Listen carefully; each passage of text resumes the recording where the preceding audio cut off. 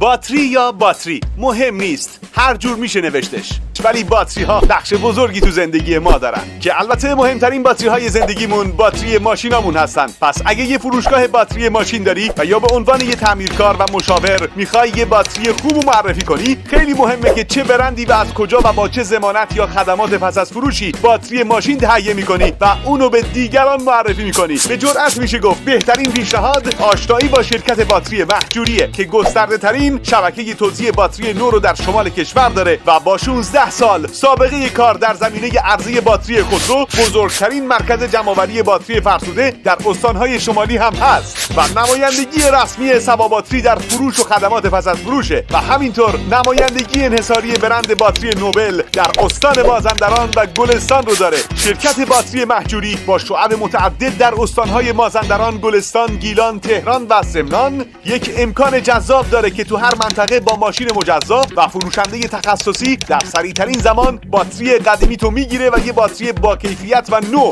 به شما تحویل میده. برای اطلاعات بیشتر و همکاری با شرکت باتری مهجوری میتونید به وبسایت و یا پیج اینستاگرام باتری مهجوری مراجعه کنید و با خیال راحت و آسوده یک همکاری پایدار رو شروع کنید. باتری مهجوری.